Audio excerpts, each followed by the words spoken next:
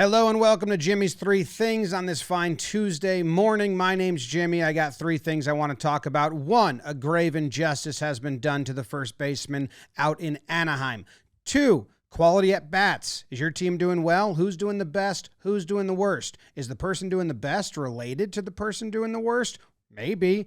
Number three, just a quick little baseball savant. I want to see the highest pitch that's been hit and the lowest pitch that's been hit on the season thus far. Quick sip of my coffee, and then away we go.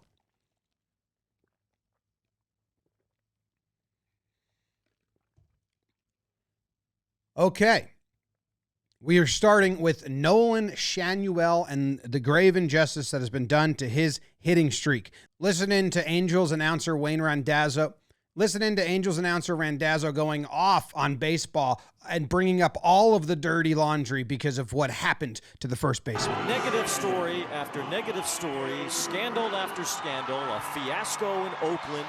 You have these ridiculous-looking jerseys. You have the MLBPA challenging the league about the pitch clock today because of constant pitcher injuries.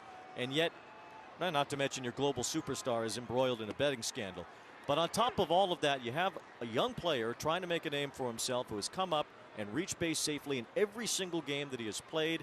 And the league allows this scoring change to go on to end his streak, kill this story, a positive story that's happening in Major League Baseball. It is an absurdity. Yeah, I mean, when you think about all the positivity from all over the social media world, how it pressed everybody to start your career. He was this in college last year. He was still playing college baseball at this point. And then they have that taken away on a base hit. It was a base hit.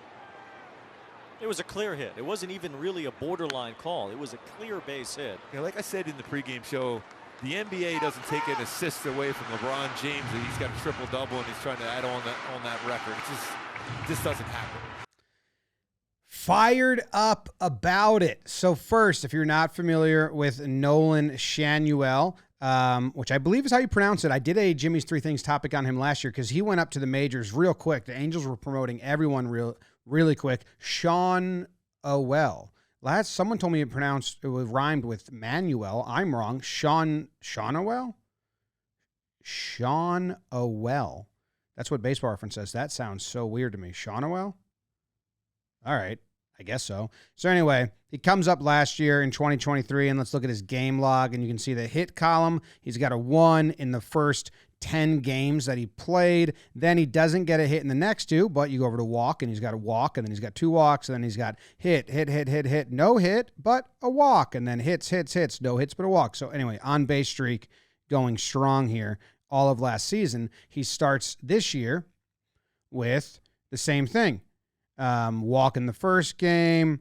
The next game, he reached on an error. That doesn't count? Oh, that's the game? That's the game we're talking about. So after that, hit, walk.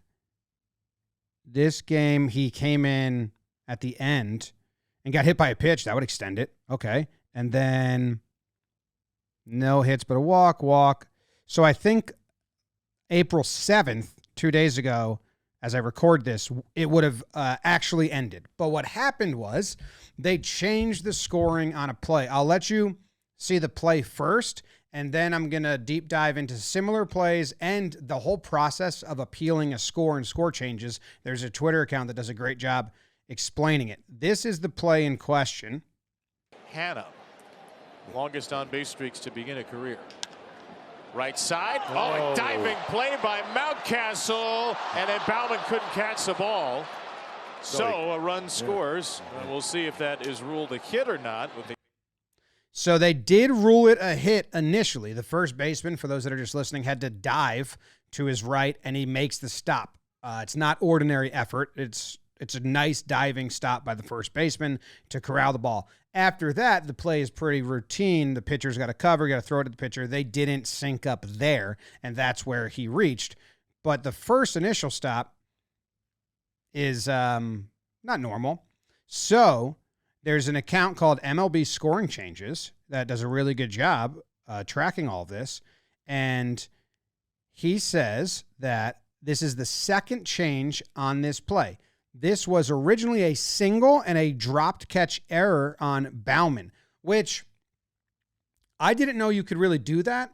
That like it could be a single and then an error, which it makes total sense. I actually love that this is a possibility, but I thought because he didn't advance and he's safe, it's either got to be a hit or an error. I didn't know you could say single on the hit because it was an extraordinary effort to make the play, not routine to stop the ball, and then say, but once he did stop it, they should have made it. So then they give an error on Bauman, the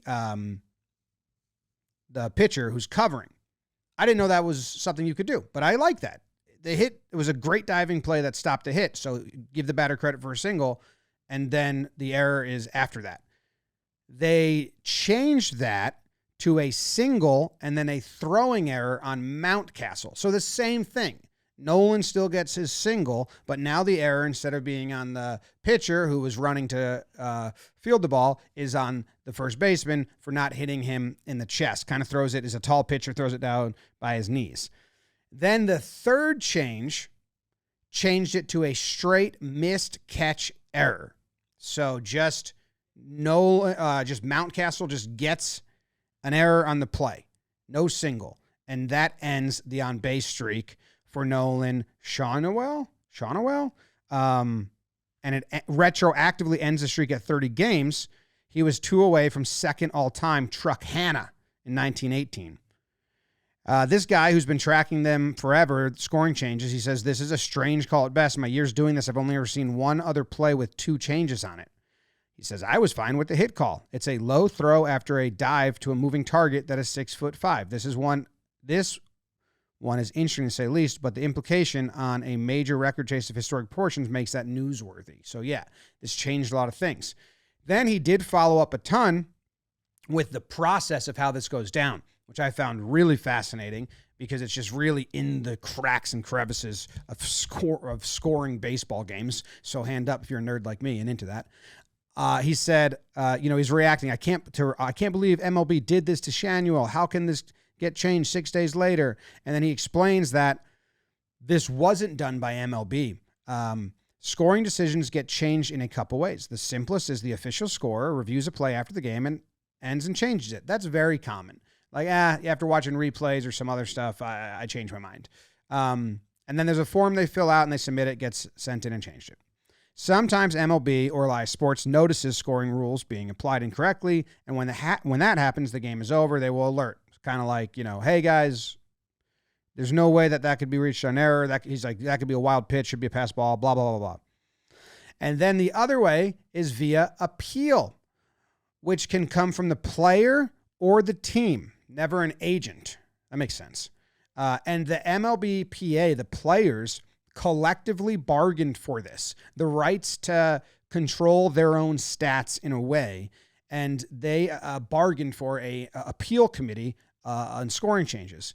So the appeals committee is made up of former players, which was collectively bargained for, and those players or former players one of them will make the decision. Players' teams have a 72-hour window to appeal anything. They generally do it right away, but it's up to 72 hours to allow for travel and things.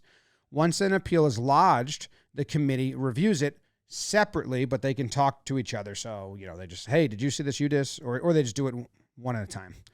In the past, appeals have taken anywhere from 5 to 14 days to get fully taken care of. I've noticed this year that window has closed to about 4 to 6 days tops, where MLB would prefer it for fantasy purposes as well.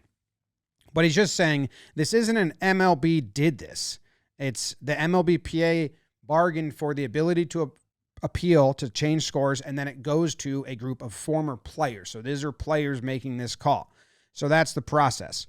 So then then someone said that the three former major leaguers are Rajai Davis, Gregor Blanco, and Dan Otero. That's an outfielder, and a pitcher. No infielder. In my mind, you should have probably an infielder, an outfielder, and a pitcher on this committee. So you have, if you want players that can relate, but infielders where a lot of errors, most errors happen, I feel like, aren't represented on the appeals committee. That seems to be a miss.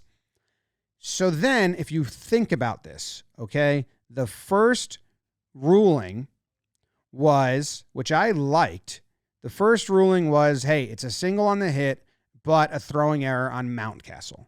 Or no. It was a catch error on Bauman. And then it went to the scorers, and they probably said, well, that's a pitcher, tall pitcher covering the bag. That's extraordinary effort for him. It needs to be pretty easy. They're not fielders. Pitchers stink, basically. So let's switch it. Mountcastle's got to hit him in the chest with that throw. And that was the official scorer's change. Then it goes to appeals. And I'm guessing Mountcastle or someone representing Mountcastle, the team, is like, hey, no. Like, that's a crazy stop. He dove to stop it. Mountcastle should not get an error on that play. We appeal. We're going to appeal that. Mountcastle's like, I don't want the fucking error. He should have caught it. I hit him in the glove. Yeah, it was low, whatever. And then the committee of players say, okay, we'll look into this. And they go, yeah, it's just an error all around. You should have just made the play routinely, which is the craziest of the three rulings, in my opinion. So what I did is I went and found in the years of video, so I'm limited, my search is limited here just to like 2016. Balls hit by lefty batters where the first baseman has to dive to their right to make the stop. Similar hit distances, all around 10 feet. They hit the ground, so like similar trajectory on the ground ball, launch angle, similar exit velos, and I tried to find similar ones to see how this has been scored in the past. I'll just play all of them for you now, and then I compared and contrast and have some analysis on all of it. Bounced off the glove of Tellez, and Marcano thinking too. He's headed there. He's going to be out. Tucapita Marcano tried to win. And Alonso can't knock it down. They will bring the tying run to the plate.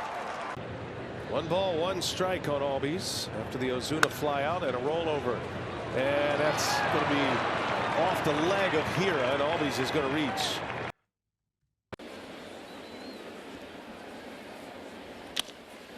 Ground ball and grabbed there by LeMahieu, but Rodon late covering as Carpenter beats. It just doesn't carry in this kind of weather.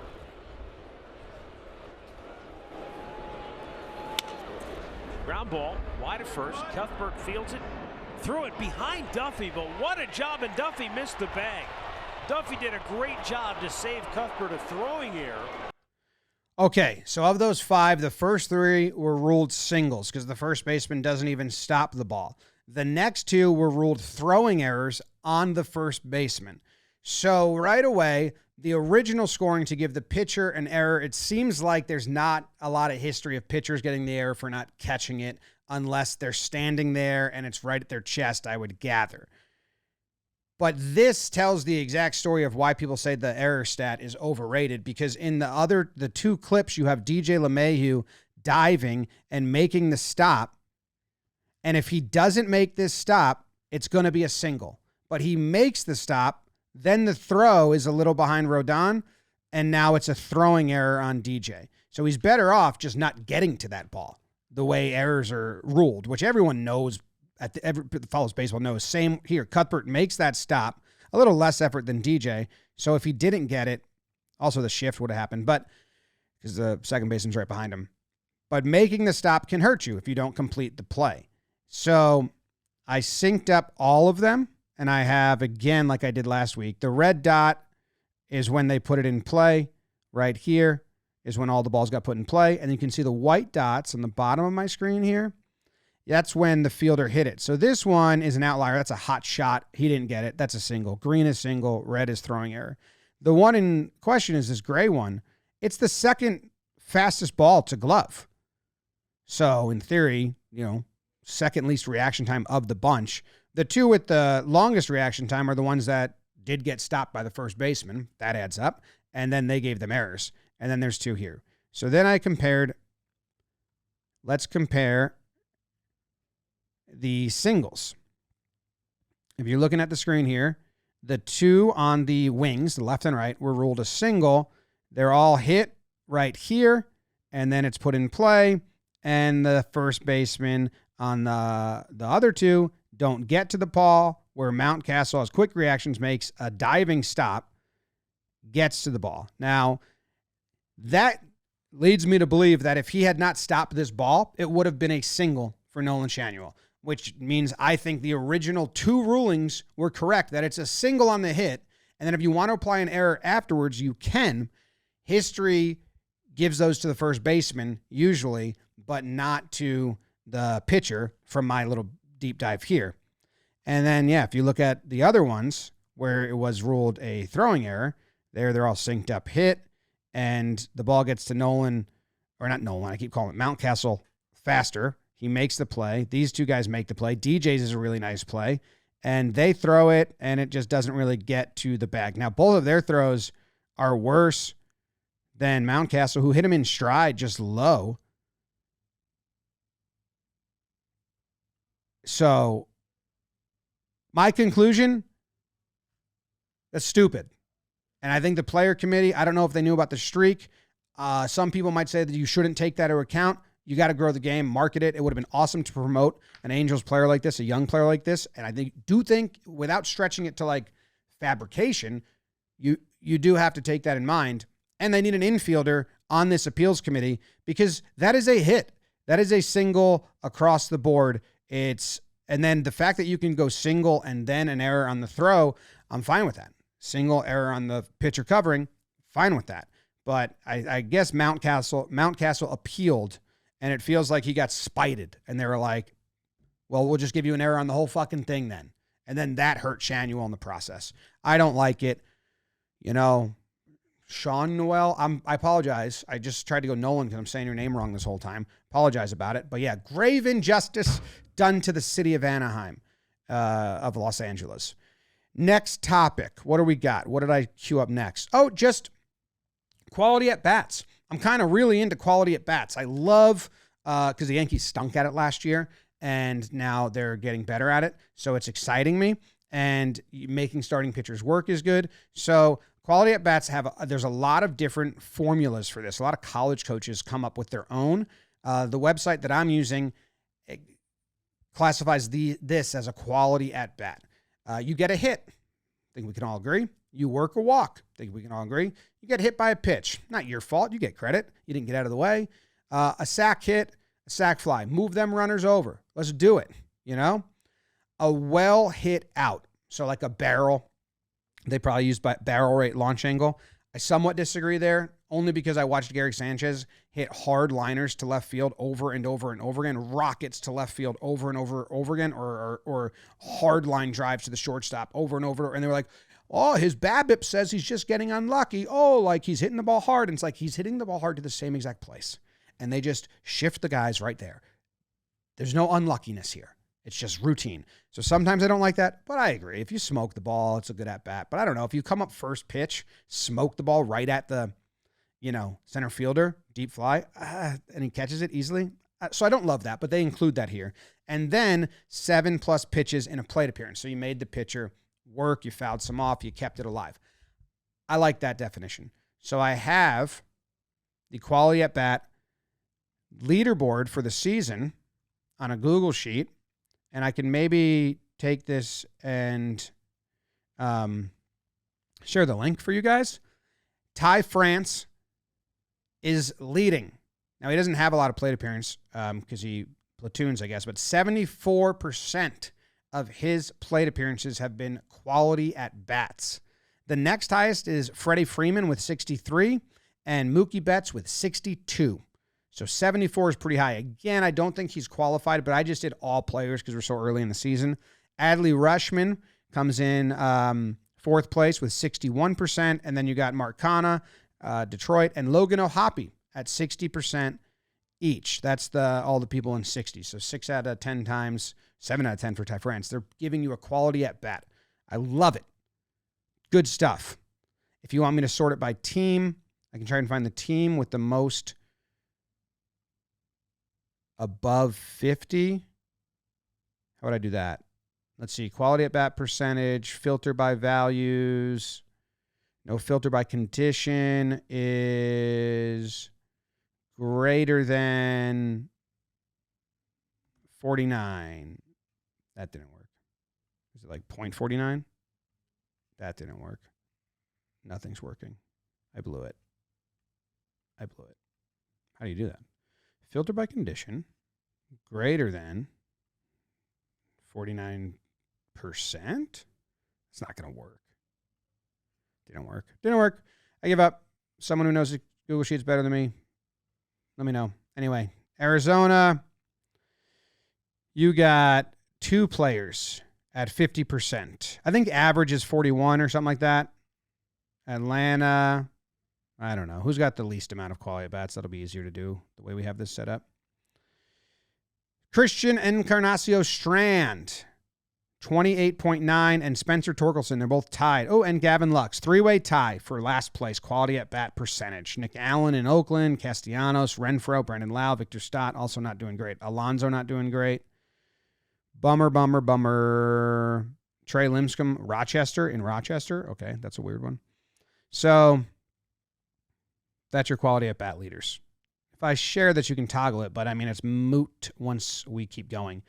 Then your pitches per plate appearance, which I also love, I found very interesting because Bo Naylor of the Cleveland Guardians has the best pitches per plate appearance percentage right now. He's averaging 5.1 pitches every plate appearance. That's really, really good. It's 143 pitches and 28 plate appearances. He is number 1 in all of baseball. And number last in all of baseball is his teammate and his brother, Josh Naylor, who averages 2.85. So the Naylor brothers are bookending the leaderboard, which I thought was cute. And I liked it, and I shared it with you. So there you go. I can definitely do this one, right? Let's see. What do we think average is? Get out of here. Average is probably, the top 100 is 4. 4 is pretty good, but I'm going to go, we're early in the season, it's going to be higher. I'm going to go 415. Let's filter this. Filter conditions is greater than 4.15. I mean, if this doesn't work, then didn't work. I don't really understand why it's not working. Am I dumb? Am I a dumb guy? Do I have to change this to like number? Filter by condition. Got it. How to change it to number. All right, so let's see which team has the most above 4.15 pitches. Arizona has 3. Atlanta has 3. Baltimore only has 1. Boston only has 1. The Chicago, is that all Cubs? Does that mean the White Sox have none? They have 3. Cincinnati has 2. Cleveland just has Bo Naylor. Colorado has Nolan Jones. The White Sox have Moncada. Detroit has 3. Good job. Houston only has 1. Chas McCormick. Not good, Houston. Kansas City has 2. L.A. has 3. Muncy, Mookie, and Freddie. And then Anaheim is doing great right now. Ohapi, Trout, Hicks, Rendon, and Schanuel. Crushing it. Milwaukee only has 1. Minnesota has 3. The Mets have 1. The Yankees have 3. I thought that was higher. Oakland has 2. Pittsburgh has 4. Way to go. St. Louis has 4. San Francisco 1. Seattle. Tampa Bay 1, 2, 3, 4, 5. Are they our winners? Isak, Palacios, Yandy, Siri, and Randy. Is that our winner? 5 might be our winner. Joey Gallo. Good work. So that's pitches per plate appearance, and that ends our second thing. A little interlude, Tale from the Dugout. Frank Lucchesi, I'm reading from a book, Tales from the Dugout, for those just listening as our interlude. Frank Lucchesi managed a game via walkie-talkie. Lucchesi, the classic Sea Pine Bluff Judges manager from 1953 to 1954, was serving a suspension and was banned from the ballpark. So he sat in a van behind the outfield wall, peered into the field, and transmitted his orders from a walkie-talkie to someone in Pine Bluff's dugout. Way to go, Frank Lucchesi. That's from Tim Haggerty's book, Tales from the Dugout. All right, the last thing we're going to do is I want to find the highest and the lowest pitch that has been hit into play this short season. So we're going to go baseball savant. We're going to go by batter. The season 2024, the plate appearance result, a base hit, pitch result in play. Those probably nullify each other. And then we're going to change the included stats so that we can see plate Z, the Z axis. and search. This should give us every hit so far this season. But I want to see plate. So is this going to be the lowest or the highest? Christian Vasquez has one that was 1.42. Or it's one of these two. Which one?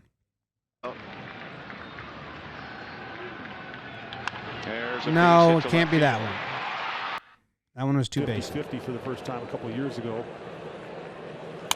Line to center field, that'll land a base hit. Didn't seem that low. I guess that's pretty low. He's down there. I thought it was going to be like on the ground, like ankle height. That's like the top of his shin guard height. So that's the lowest. Now we got to find the highest. So that was 1.4 feet off the ground. I don't think I'm doing that right because I think it's from the x-axis. Vogelbach has the highest. I'm going to guess it's this one. Against Luke Weaver. That was pretty high. So there's the lowest right here. And there's the highest. The highest is Luke Weaver pitching, Daniel Vogelbach hitting. He hit it for a... Was that a home run? Was that the homer he hit? Or is it a double? And the lowest was Christian Vasquez as the batter, Tim Herron the pitcher. 2-2 count. It was a curveball. And it was a single. Right back over the pitcher's head in front of the center fielder, where I believe the Vogelbach one, he got on top of it. Oh, this is going back the one where Soto kind of lost it, but it hit the wall and right. There you go. That's the highest pitch and the lowest pitch hit thus far this season. If people want to keep tabs on that, we can keep tabs on it, see if they get beat. That was Jimmy's 3 things. Thank you very much for tuning in. If you enjoy these episodes and these little deep dives, suggest topics for me. I prep every Monday night, Tuesday morning on the train in, so that's when I'm going to be putting it all together. Hit me then if you got a good one you think you want me to deep dive into, and subscribe to the channel and leave a comment and share with your friends. And thank you very much, and see ya. Goodbye. Goodbye.